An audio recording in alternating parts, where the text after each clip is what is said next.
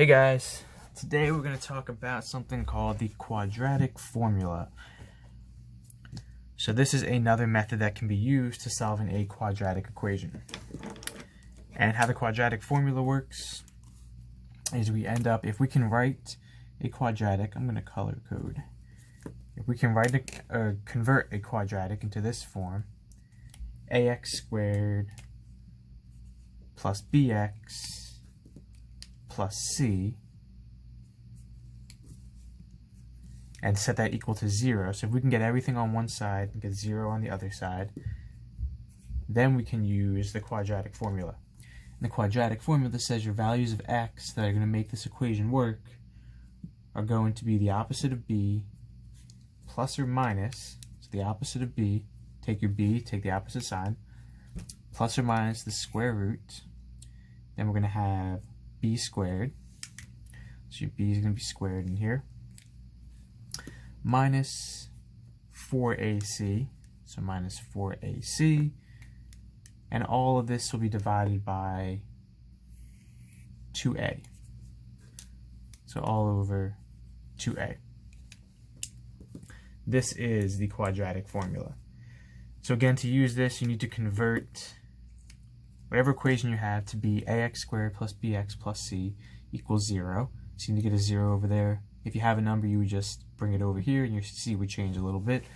Once you have it in this form, you can take all the coefficients of your terms and put them right into the formula. It'll give you your values of x.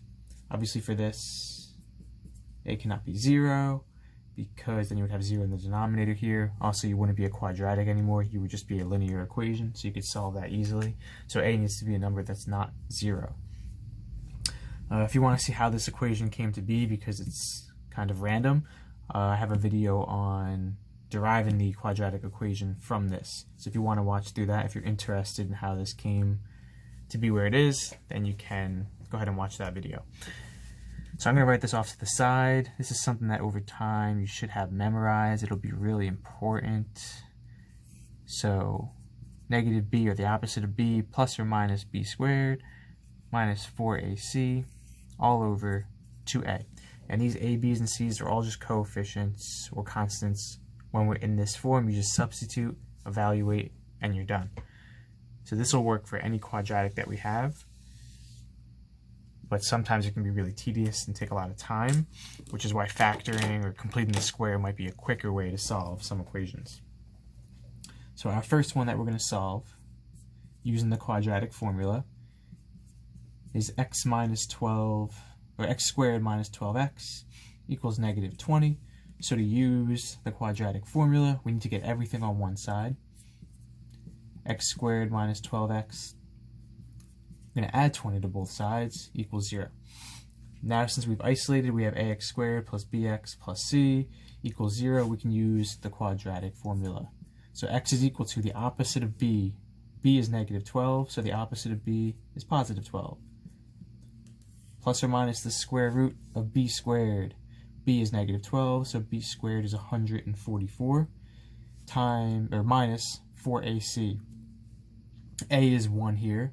So 1 times c, which is 20, is 20, times 4ac.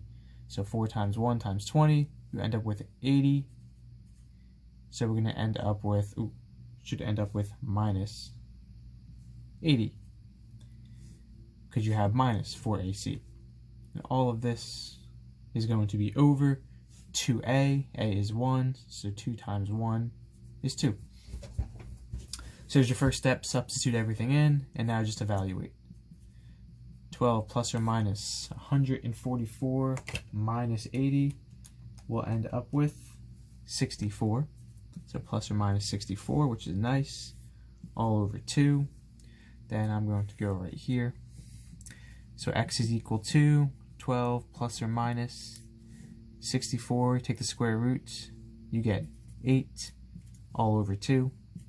So x will be equal to, and we have two scenarios here, either 12 plus 8 over 2, which is equal to 20 over 2, which is equal to 10, or 12 minus 8, all over 2, which is equal to 4 over 2, which is equal to 2.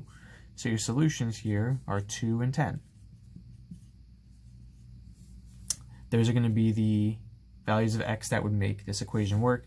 You could substitute in if you want to see if they work. 100 minus 120 equals negative 20. 4 minus, let's see, minus 24 is negative 20. These both work. They solve the equation. Let's go ahead and try another one. Nice thing about quadratic formula is once you have everything isolated on one side, like your a does not necessarily have to be 1. So that's one of the positives of the quadratic formula. An example of that is right here. We have ax squared plus bx plus c equals 0, so we're in the right form, and you're just going to substitute in. So go ahead, the opposite of b is negative 24, so the opposite of b is positive 24, plus or minus the square roots. B squared, negative 24 squared, when you calculate that out, you get 576, minus 4ac, so minus 4ac, so we might need a calculator for, 4 times 4 is 16, times your c, which is 35, 16 times 35, you end up with 560. All of this is over 2a, a is 4, so it's all over 8. And then you go ahead and simplify. 24 plus or minus the square roots of 576 minus 560 is 16, all over 8. And then x will be equal to, well, the square root of 16 is 4. So 24 plus or minus 4, all over 8. We have two possibilities. 24 plus 4 over 8, which is 28 over 8, which when you simplify, 4 goes into both of those, is 7/2. We also have the possibility of 24 minus 4. And we're still dividing by 8. 24 minus 4 is 20 over 8. 4 goes into both, so you end up with 5/2. So your solutions here are 5/2 and 7/2. They will solve this equation for us. All right, and our last one of the day, we have, let's see, we have 10x squared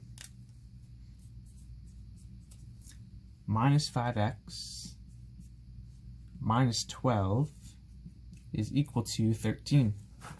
So we need to get in the right form in order to use this, meaning we need that 13 to be a 0, so we can subtract 13 from both sides. Minus 13 becomes negative 25, then we're equal to 0. Now we're in the right form to use quadratic formula. Alright, so x is equal to, opposite of b is 5, so it becomes positive 5, plus or minus square root of b squared, negative 5 squared is 25, minus 4ac, so 4 times 10 is 40, times negative 25 is 1,000, but it's a negative, so you're going to be subtracting negative 1,000, so you're going to end up adding 1,000, and then you're going to have 2a on the bottom, which is 2 times 10, so you have 20. Be careful with the sign here, it should be plus 1,000, because you have the minus c, so you're subtracting negative 1,000. Then you can go ahead and simplify. 5 plus or minus square root of 1,025 all over 20. Now for us, we don't know how to simplify this yet. We'll learn that in a few weeks. We'll learn how to simplify radicals. So right now we're just going to leave it like this. We have two possibilities. X is 5 plus the square root of 1,025 all over 20, or x is 5 minus the square root of 1,025 all over 20. Which one we simplify, or put it in a nice, or set down here, we have 5 minus 1,025 all over 20, and we have 5 plus 1,025 all over 20.